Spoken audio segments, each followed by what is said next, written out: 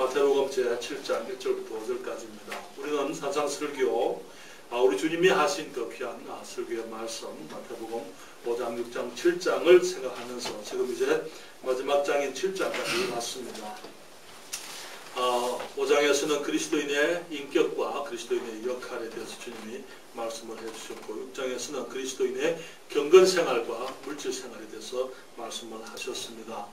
이제 그 7장에서는 그리스도인의 삶에 있는 여러가지 위험 요소들 주님께서 우리에게 보여주시고 경계하고 계십니다. 7장 1절부터입니다. 비판을 받지 아니하려거든 비판하지 말라.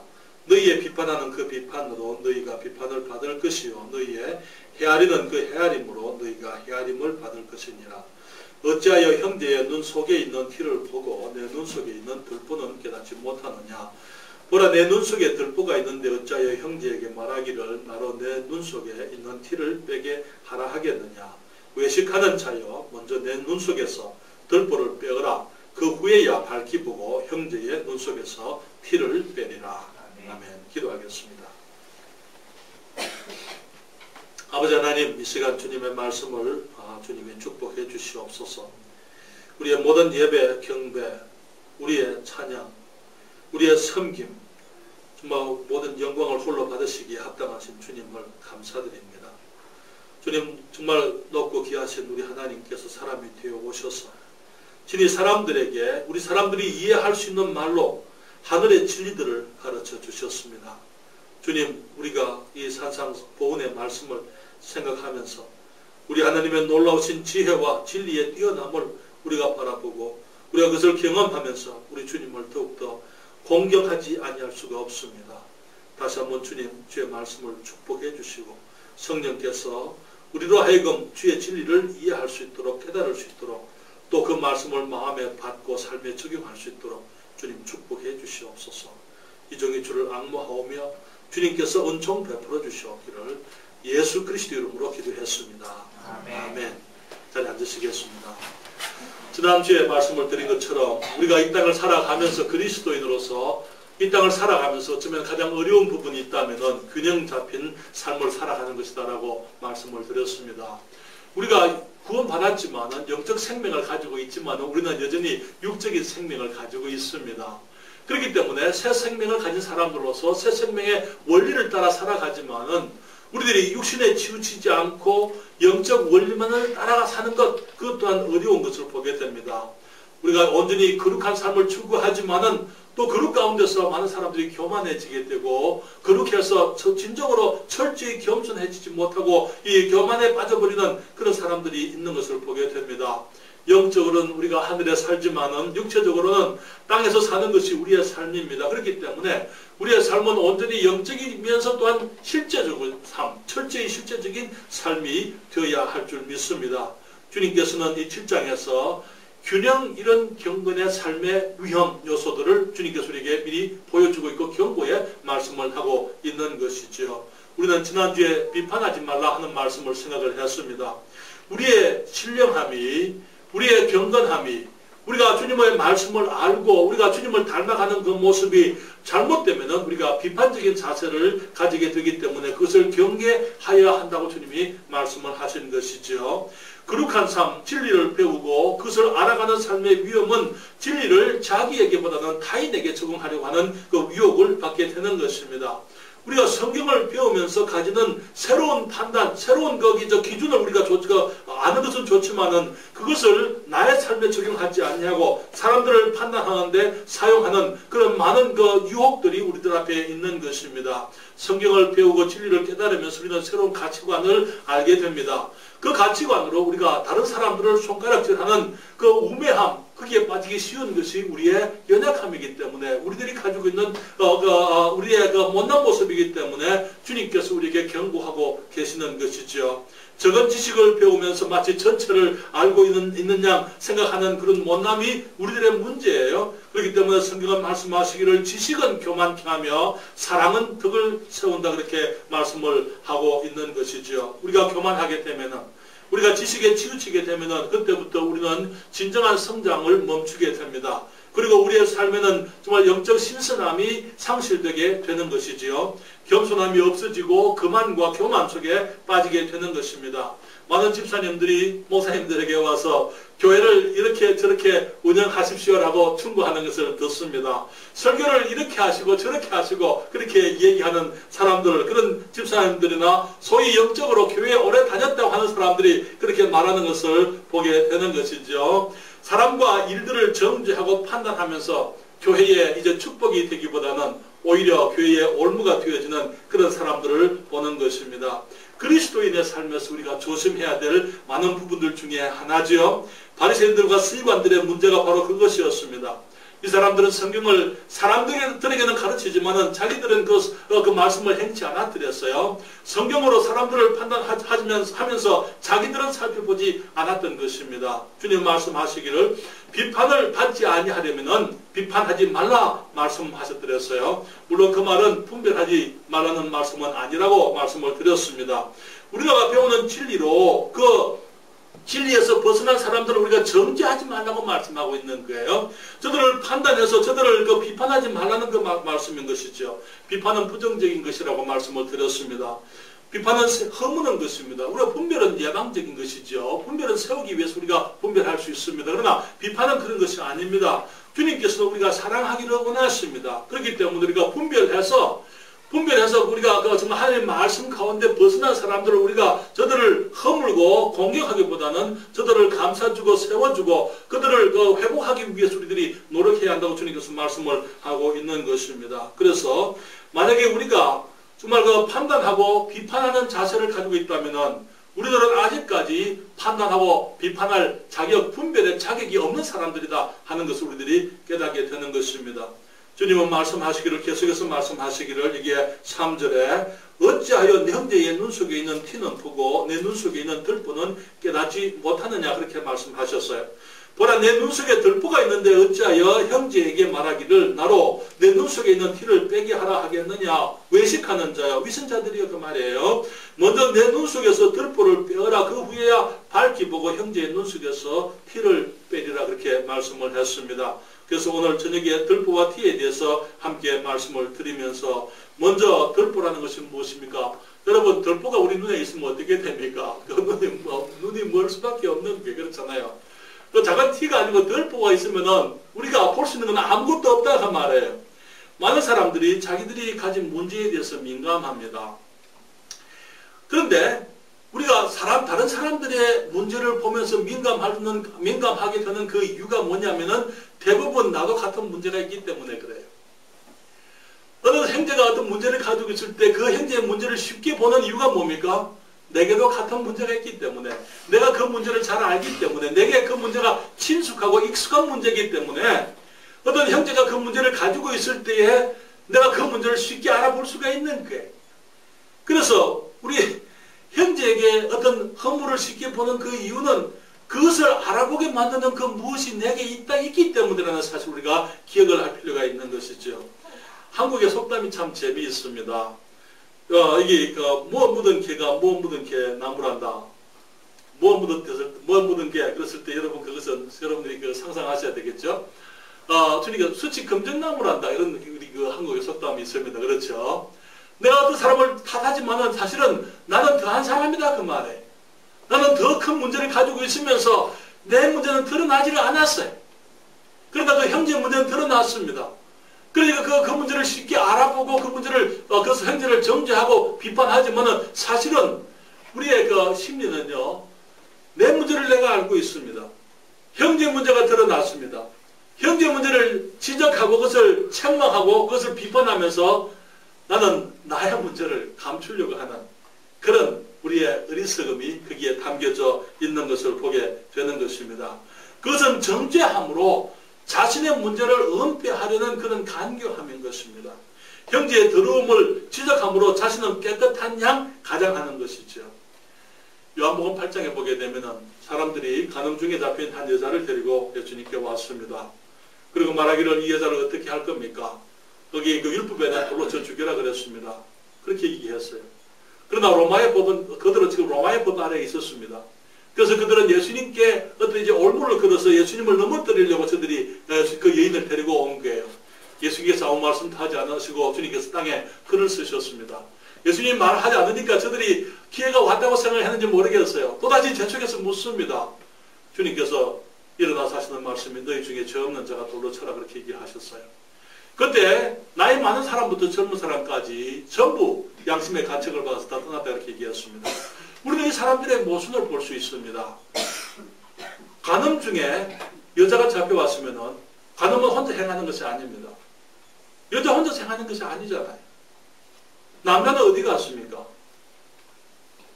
그들이 그 여자만 데리고 와서 지금 예수님께 정죄하고 있는 것은 뭐 예수님을 어떤 기회로 예수님을 이제 얼거맬 기회로 삼았던 것이죠. 주님께서 아무 말씀도 안 하셨습니다. 그리고 나중에 너희 중에 죄가 없는 자가 그렇게 말씀을 했어요. 그 말씀에서 우리는 어쩌면 예수님께서는 그 모든 사람들이 가지고 있는 그들의 엄밀한 죄를 주님이 알고 계셨다고 우리가 생각할 수가 있는 거예요. 너희들이 이 여인을 그 관음 중에 잡힌 자라고 관음 중에 잡아왔다고 하지만은 너희들 중에 그러면은 죄 없는 자가 누구냐? 다시 말하면은 그 여인은 그 동네에 소문난 장로였고, 그래서 간음자였고, 그렇기 때문에 어쩌면은 그 모든 남자들이 그 여인에 대해서 더러운 마음을 다 가지고 있을 수가 있다는 거예요. 그렇기 때문에 주님께서 너희 중에 죄 없는 자가 돌로 쳐라 그랬을 때 한 사람도 감히 돌을 들어 치지 못하고 다 떠나가 버리고 말았던 것을 보게 되는 것이죠. 사랑하는 여러분, 우리 주님께서는 모든 사람들의 문제를 아십니다. 그러면서 주님께서는 우리들이 정말 우리들의 문제를 보지 않고 우리들의 문제를 인정하지 아니하고 다른 사람들의 문제에 대해서 비판적인 것에 대해서 주님께서는 그것을 아주 위선적인 것으로 큰 죄로 주님께서 보시는 것이죠. 모든 사람들이 자기들도 같이 가지고 있는 문제들이지만은 그 문제가 해결되지 않았을 때에 특별히 민감할 수밖에 없는 거예요.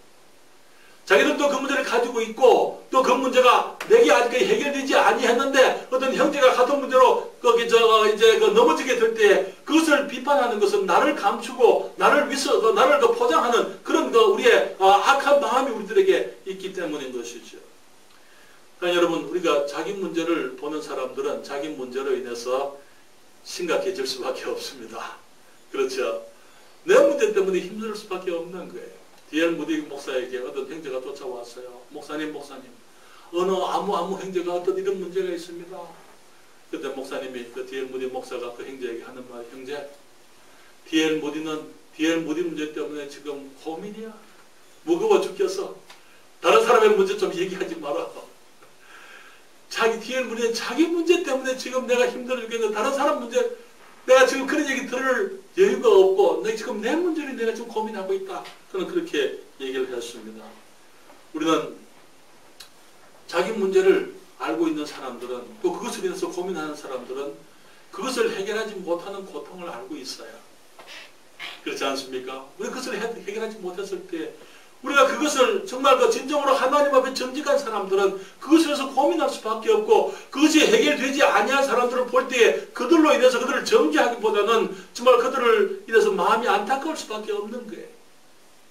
우리 로마서 7장 18절로부터 24절 말씀을 펴십시다. 로마서 제7장입니다. 18절부터 24절입니다. 로마서 7장 18절 사도 바울의 고백입니다. 사도 바울이 로마서 7장 18절에 말하기를 내 속 곧 내 육신에 선한 것이 거하지 아니하는 줄을 아노니 원함은 내게 있으나 선을 행하는 것은 없노라. 내가 원하는 바 선언하지 아니하고 도리어 원치 아니하는 바 악은 행하는도다. 만일 내가 원치 아니하는 그것을 하면 이를 행하는 자가 내가 아니요 내 속에 거하는 죄니라. 그러므로 내가 한 법을 깨달았노니 곧 선을 행하기 원하는 나에게 악이 함께 있는 것이로다. 내 속 사람으로는 하나님의 법을 즐거워하되 내 지체 속에서 한 다른 법이 내 마음의 법과 싸워 내 지체 속에 있는 죄의 법 아래로 나를 사로잡아 오는 것을 보는도다. 오호라 나는 곤고한 사람이로다. 이 사망의 몸에서 누가 나를 건져내랴. 그러나 여러분, 사도 바울이 말하고 있어요. 내 속 곧 내 육신에 선한 것이 거하지 아니하는 줄을 내가 알고 있다. 원함은 있으나 선을 행하고 원함은 있지만은 그러나 선을 행하는 것은 내게 없다. 그렇게 말하고 있습니다. 그러면서 만일 내가 원치 않냐는 그것을 하면 이를 행하는 자가 내가 아니요 내 속에 가는 죄의 본질, 내가 태어나면서부터 가지고 태어난 죄의 성품, 육신의 그 성품 가운데 내가 그것으로 고민하고 있는 것이다. 그는 말하기를 내 속사람으로는 하나님의 법을 즐거워 내 영으로는 하나님의 법을 즐거워하지만 내 지체 속에서 한 다른 법, 죄의 법이 내 마음의 법과 싸워서 내 지체 속에 있는 죄의 법 아래로 나를 사로잡아 오는 것을 보는구나. 그래서 오버라 나는 공고한 사람이다. 거기 공고하다는 그 말은 비참하다, 지쳤다 그 말에. 정말 나는 너무나 공고하고 지치고 피곤하고 힘든 사람이다. 절망적인 사람이다. 이 사망의 몸에서 누가 나를 건져내라 그렇게 얘기를 했습니다. 우리의 문제는 우리는 우리들의 그 죄의 문제를 다 안고 있습니다. 그것을 우리가 갈등하고 우리가 고민하고 그 문제의 심각성을 알기 때문에 우리가 형제의 눈 속에 티를 본다 하더라도 우리는 관대할 수 있어야만 되는 것입니다. 나의 문제가 해결되었다 하더라도 나는 거기서부터 벗어났다 하더라도 정말 그것을 벗어나면서 우리들이 거기서부터 승리하기까지 나의 그 고통, 내가 치루었던 그 값을 생각한다면은 같은 문제를 가지고 있는 형제를 보고 저들을 비판하기보다는 오히려 저들을 도우려고 하고 저들을 이해하려고 하고 그들에 대해서 긍휼의 자세로 대할 수밖에 없는 것입니다. 물론 그것은 용납한다는 말은 아니에요. 그들의 죄를 용납해주고 눈을 감아준다 그 말은 아닙니다. 그렇지만은 비판하지 않는 것이죠. 감싸줄 수 있어야만 하는 것입니다. 함께 눈물을 흘리고 함께 아파해야만 하는 것입니다. 우리들의 그 문제는요, 이 들보라고 하는 것은 우리들의 허물만을 얘기하는 것이 아닙니다. 우리의 허물을 보지 못하는 우리의 그 눈먼이 바로 비판적인 정신, 그것이 우리의 들보라 그렇게 얘기를 할 수가 있습니다. 눈에 들보가 들었으면 아무것도 볼 수가 없는 게 비판적인 정신이 모든 죄악보다 더 큰 문제인 것입니다. 이 들보는 자신의 문제도 보지 못하게 만드는 것입니다. 거짓된 것보다 더 큰 들보는 비판적인 정신이라 말할 수 있습니다. 악하고 음란한 것보다 더 큰 들보는 바로 우리의 비판적인 정신이에요. 세속적이고 정력적인 것보다도 우리의 비판적인 자세가 더 큰 들보인 것입니다. 이러한 정신, 이러한 자세로는 사물을 정확히 볼 수가 없는 거예요.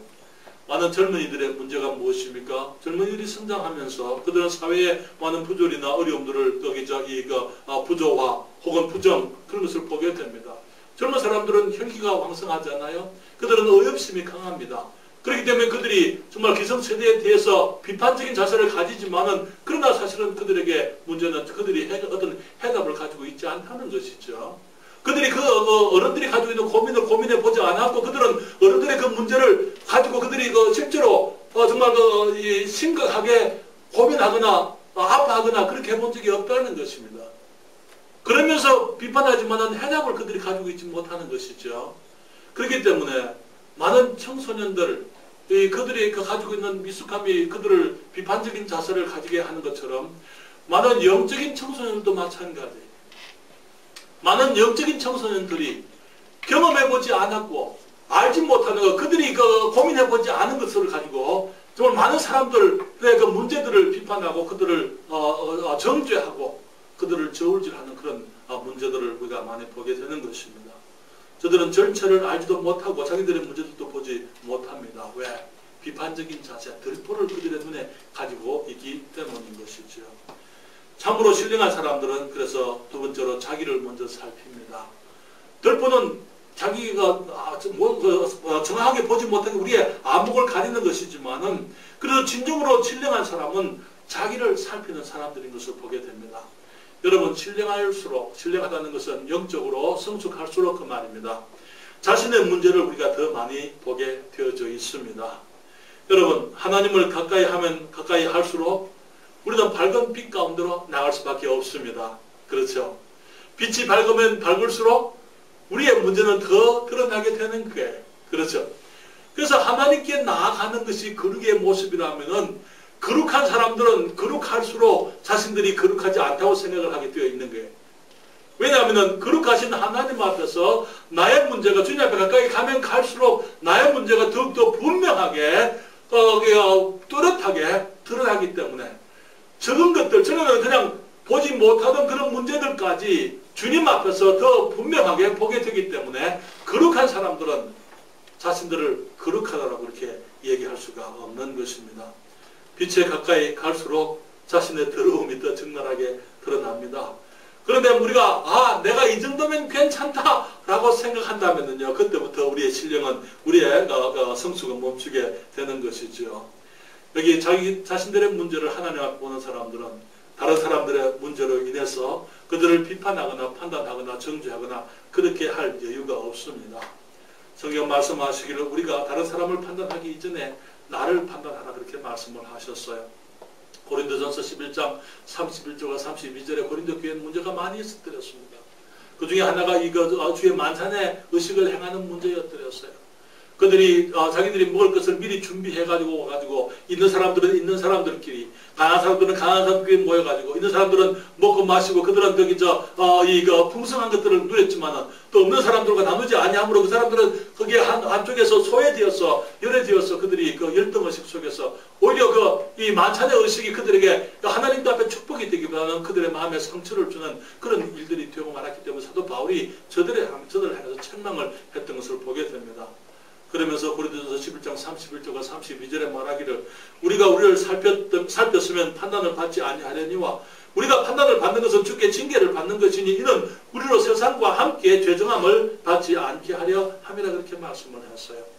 저들이 주님의 만찬을 행하러 오면서 스스로를 판단하지 않았기 때문에 주님 말씀하셔서 너희 가운데 병든 자들과 자는 자들도 많이 있다 그렇게 얘기했어요.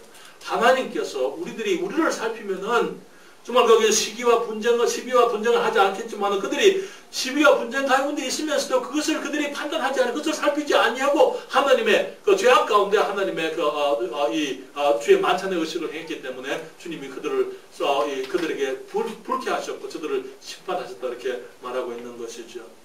고린도 교회 안에는 편당이 있었습니다. 그래서 어떤 사람들은 말하기를 우리는 바울파다 그렇게 얘기했어요. 왜? 바울이 고린도 교회를 개척했잖아요. 또 어떤 사람들은 말하기를 우리는 개밥하나 그렇게 얘기해서 개밥 누굽니까? 베드로. 우리는 베드로가 예수님의 수제자 아닙니까? 그렇죠? 그러니까 우리는 바울 아니고 바울은 거기 열두 제사장에 들어갈 수도 없는 사람이고 우리는 베드로파다. 어떤 사람들은 우리는 아볼로파다 그렇게 얘기했어요. 아볼로는 그 당시에 목회자였습니다. 이 아볼로는 알렉산드리아 출신으로서 아주 달변가였습니다. 바울은 그렇게 달변가는 못 됐던 것 같아요. 그래서 아볼로는 학문을 많이 한 사람으로 달변가였어요. 그렇기 때문에 많은 사람들이 아볼로를 쫓아서 우리는 아볼로파다. 어떤 사람들은 말하기를 우리는 사람파가 사람 편이 아니고 우리는 그리스도파다. 그렇게 얘기했어요. 이 사람들이 제일 신령한 사람들 같았어요. 그러면서 서로 그들이 시비하고 분쟁하고 그런 것들. 거기에 음행에 행해주고 있음에도 불구하고 그들을 용납하고 왜 음행을 한 사람이 자기 계모와 함께 사는 사람이 있었어요. 그런데 그런 사람을 그가 돈이 많고 영향력 있는 사람이기 때문에 모두가 그것에 눈 감고 있는 것을 사도 바울이 진노하고 그들을 책망했던 것을 보게 됩니다. 형제가 형제를 송사하는 일이 그들에게 있었고 많은 문제들이 그곳에 있었어요. 그러면서도 그들이 주의 만찬의 떡을 만찬의 의식을 그들이 행하면서 그것까지도 그들이 이게 사람들끼리 모여서 끼리끼리 그렇게 행하고 있을 때 사도 바울이 그들을 책망했던 것을 보게 되는 것입니다. 그리고 말하기를 우리가 우리 스스로를 판단했으면 우리가 주께 정죄를 받지 않는다. 우리가 먼저 주의 만찬의 떡을 떼기 전에 우리가 먼저 우리 스스로를 판단하고 우리를 살펴야 된다 이렇게 말씀을 했던 것이죠. 우리 하나님께서는 우리가 거룩하기를 원하십니다. 우리가 거룩하려면요 우리 안에 있는 악한 것들, 더러운 것들, 하나님께서 기뻐하지 아니하는 것들을 우리가 봐야만 하는 것입니다. 우리가 그것을 보고 그것이 주님 앞에 해결되도록 주님 앞에 우리들이 겸허해져야만 되는 것이죠. 그리고 그것들이 해결되어져야만 되는 것입니다. 그래서 이 거룩이라는 것은 주님 말씀하시기를 너희를 부르신 거룩한 자처럼 너희도 거룩하라 그렇게 말씀을 했는데요. 거룩이라는 그 말, 하기오스라는 그 단어는 구별되었다, 따로 떼어놨다 그 말이 셋 어파트라 그 말인 것입니다. 여러분 그리스도인들에게 주어지는 이 성경적인 칭호 중에 하나가 뭔지 아세요? 성도라는 것입니다. 성도, 구별되어진 사람들이다 그 말에. 구별되어진 사람들, 거룩한 사람들이다 그 말에. 우리 하나님께서 모든 것에서부터 구별되어 따로 계세요. 그렇죠? 그분이 거룩하신 거예요. 주님께서는 우리가 구별되어져 세상으로부터 구별되어 따로 나와 있기도 못하고 우리의 삶 속에 있는 우리 안에 있는 악하고 더럽고 주님이 기뻐하지 아니하는 그런 것들을 이제는 끄집어내서 주님 앞에 내려놓고 우리들이 그 새로운 사람으로 새로운 피조물로서 하나님의 자녀들로서 구별되어진 생각, 구별되어진 거기 가치관, 구별되어진 삶을 살기를 주님께서 원하고 계시는 것이죠. 그래서 우리를 구별하기 위해서 우리가 분별해야만 돼. 우리를 돌아봐야만 되는 거예요. 우리의 마음에 어떤 것이 있는지, 주님께서 기뻐하지 않는 어떤 것이 있는지, 우리의 욕심과 정욕과 우리의 가지고 있는 악하고 추한 것들을 우리가 볼 수 있어야만 되는 거예요. 보고 그것이 하나님께서 기뻐하지 않는 것들을 기뻐하지 않는 것을 우리가 인정해야만 되는 것입니다. 주님과 함께. 주님께 동의를 해야만 되는 거예요. 그게 자백이라는 말 뜻입니다. 그리고 그것을 주님께 놓아라고 말씀을 하고 있어요. 죄를 자복하고 버리는 자는 복이 있다 말씀을 했어요.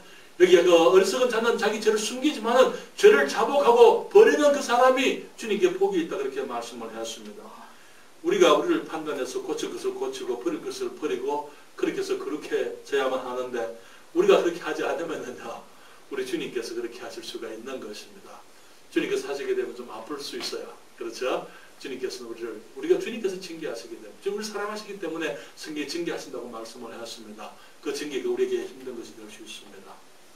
주님 말씀하시기를 우리에게 들보가 있는데 들보를 놔두고 형제 눈 속에 있는 티를 빼라 할 수가 있겠느냐? 주님 말씀하시기를 너희 눈 속에 있는 들보를 먼저 이게 자기 눈에 들보를 두고 형제 티를 빼려고 하는 것은 위선이라고 성경은 말하고 있습니다.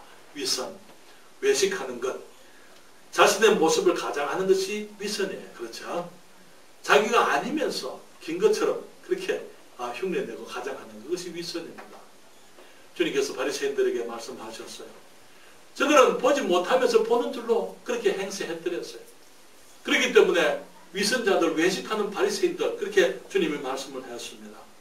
주님 말씀하시기를 이 바리새인들은 본다고 말을 하지만 보지 못하는 소경이라 그렇게 말씀하시고 소경이 소경을 인도하면 둘 다 구덩이에 빠진다 그렇게 얘기를 해서 그렇죠. 내 안에 들보가 들어있는데 형제의 눈 속에 있는 그 티를 보고 내가 안과 의사가 되겠다고 얘기하는 거예요.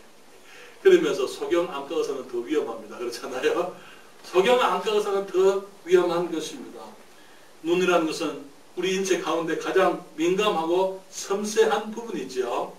우리가 정말 심각하게 다루지 않으면 안 될 것입니다. 안과 의사가 눈을 다루듯이 우리가 형제의 허물을 그렇게 다룰 수 있어야만 되는 게 형제의 허물이 드러났습니다. 형제의 눈 속에 티가 나타나게 된 거예요. 있는 것을 우리가 보게 된 거예요. 그래서 또 우리가 안과 의사가 눈을 다루는 것처럼 주님께서는 우리가 심각하게 진지하게 그렇게 그 형제의 문제를 대할 수 있기를 주님이 원하신다 그 말이죠.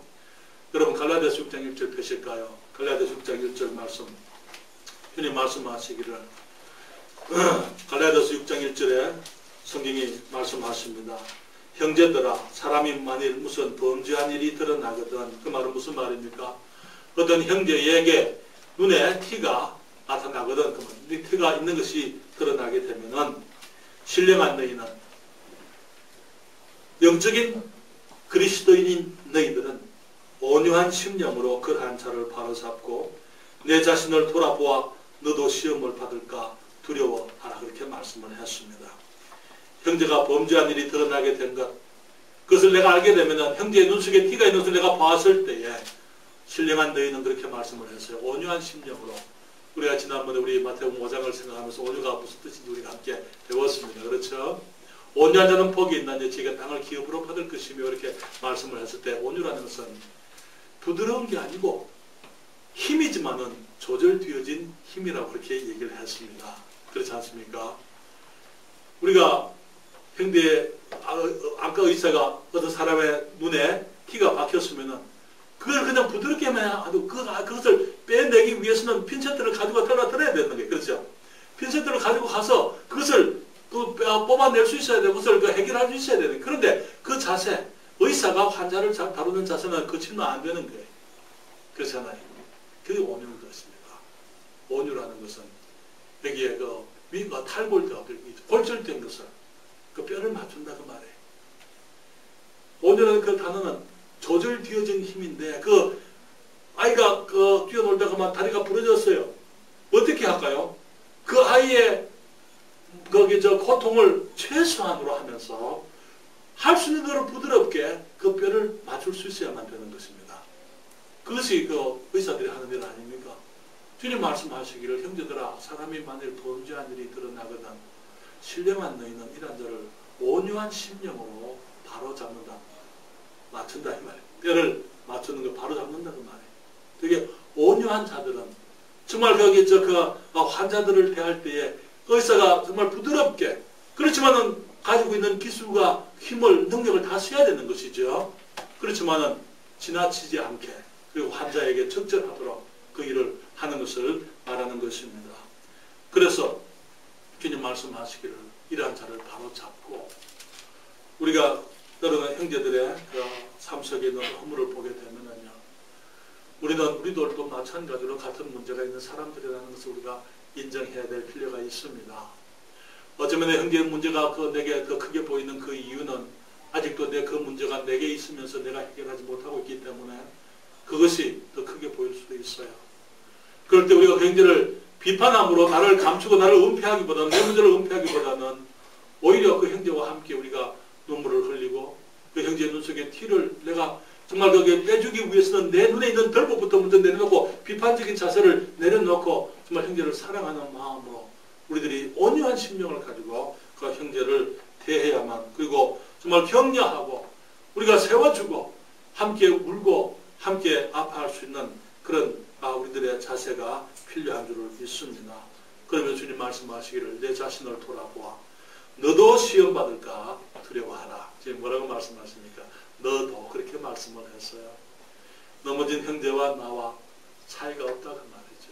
우리는 다 모두 다 똑같은 사람. 그 주님께서 우리들에게 기도를 가르치실 때 우리를 시험에 들게 하지 마옵시며 다만 악에서 구하옵소서. 그렇게 기도하라고 우리에게 가르치시잖아요. 우리들도 주님 앞에 여전히 연약한 사람들이라는 것, 우리들이 여전히 넘어질 수 있는 사람들이라는 것, 우리들이 그것을 깨닫고 정말 형제의 어떤 문제를 우리가 보게 되면 그것을 가지고 비판적인 자세로 우리가 내 덜보는 보지 못하고 형제의 티를 가지고 우리가 시비하는 것보다는 정말 그 내 눈에 있는 덜보를 내려놓고 사랑으로 감싸주고 격려하고 거의 바로 잡아주고 세워주는 모습에 그리스도인의 삶을 살게 되기를 주님이 원하시는 것입니다. 우리가 그 사람의 문제를 볼 때 그 사람의 문제를 정죄하기 전에 우리 자신을 먼저 바라보십시다. 그러면서 우리가 사람들을 세워주기 위해서 우리가 최선을 다해야 될 줄 믿습니다. 지난주에 말씀드렸어요. 어떤 형제를 정죄하면은요, 손가락 하나는 그 형제에 가지만은 또 하나는 어디로 간다고요? 위로 올라간다. 하나님, 그렇죠? 세계는요, 나를 가르치는 거예요. 우리가 비판할 때, 사람들에게 손가락질할 때, 사실은 그것이 하나님을 비판하는 것이고 나를 정죄하는 것입니다. 기억하십시다. 기도하겠습니다. 아버지 하나님,